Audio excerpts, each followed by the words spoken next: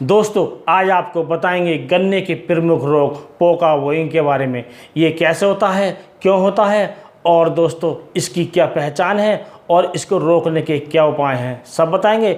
बस आप वीडियो को बिना रोके पूरा देखिएगा, तभी आपको पूरी जानकारी मिलेगी। नमस्कार दोस्तों, मैं हूं जागन सिंह और वीडियो को कर लिए लाइक और चैनल को कर लें सब्सक्राइब ताकि आप हमारे वीडियो सबसे पहले देख सकें। तो दोस्तों ये जो बीमारी होती है पोका वोइंग की, बहुत ख़तरनाक बीमारी होती है और ये एक फफूंदी जनित बीमारी है, यानी कि ये फंगस से फैलती है।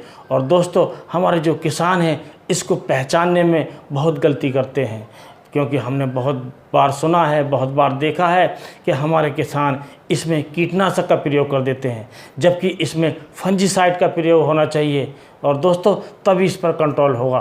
तो आपको सबसे पहले हम इसकी पहचान बताते हैं।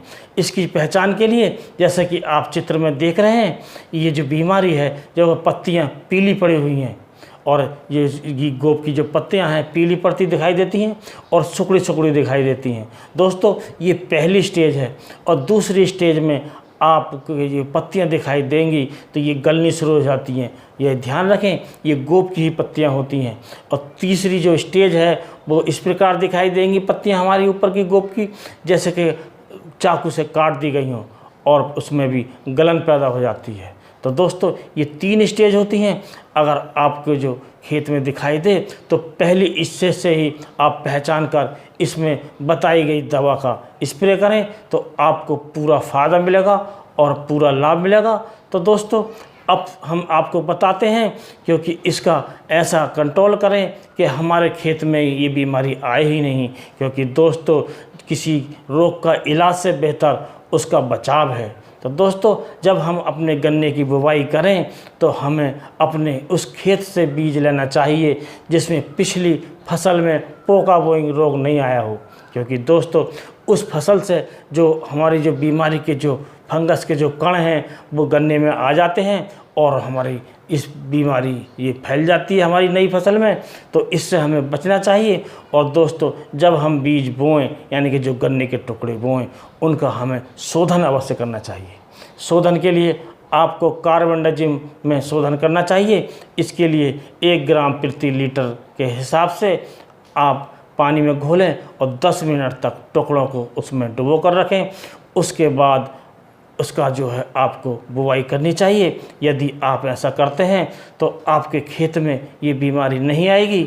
और दोस्तों इसके बाद यदि आपकी बीमारी ये खेत में आ गई हो तो आप उसे अच्छी प्रकार पहचानें और पहचानने के बाद बताई हुई दवा का स्प्रे करें। हम दवाई का नाम बताते हैं। इसके लिए दवाई आती है कॉपर ऑक्सीक्लोराइड 50% WP। इसको आप 500 ग्राम दवाई लेनी है और आपको 250 लीटर पानी में आपको 1 एकड़ में स्प्रे करना है। यदि आपकी फसल कुछ छोटी है तो आप दवाई और पानी घटा सकते हैं, और खेत की जो फसल है वो बड़ी है तो आप बढ़ा भी सकते हैं। ये जो इसमें जो पानी लगता है सामान्यतः 200 से 250 लीटर पानी आपके 1 एकड़ में लगता है। दोस्तों हम 1 एकड़ ही बताते हैं। कुछ हमारे किसान भाई के कमेंट्स आते हैं कि आप बीघे में बताइए। तो दोस्तों ये बीघा जो होता है कहीं का बड़ा होता है, किसी क्षेत्र में छोटा होता है, लेकिन जो एकड़ होता है वो सब जगह एक होता है। इसलिए हमेशा ध्यान रखें, मैं जो आपको दवाई बताऊंगा हमेशा 1 एकड़ के हिसाब से बताऊंगा। तो दोस्तों इस प्रकार आप दवाई का स्प्रे करें। और दोस्तों इसके साथ एक बात का और ध्यान रखें कि इसमें स्टिकर का आप अवश्य प्रयोग करें। स्टिकर के लिए आप कोई सिलिकॉन बेस स्टिकर लीजिए, उसमें आप इस पानी में घोलकर इसी दवा में आप मिला लें और स्प्रे करें। उससे ये फ़ायदा होता है, ये स्टिकर होता है वो हमारी दवाई को पत्तियों पर अच्छी तरह चिपकाता है, उसके साथ फैलाता भी है, क्योंकि ये स्प्रेडर का भी काम करता है। जैसे पत्ती पर कोई बूंद पड़ी हुई है और स्प्रेडर उसमें है तो उस बूंद को तोड़कर ये पत्ती पर फैला जाता है और हमारी जो दवाई है ज़्यादा जो पृष्ठ पर, यानी कि जो ज़्यादा एरिया में फैल जाती है और हमारी दवाई ज़्यादा काम करती है। और दोस्तों इस प्रकार आप स्प्रे आप 1 सप्ताह के बाद दूसरी बार दोहरा सकते हैं।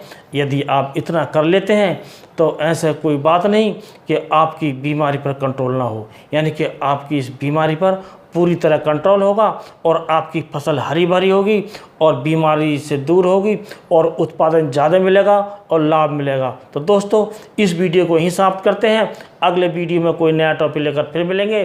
तब तक के लिए दीजिए आज्ञा। नमस्कार।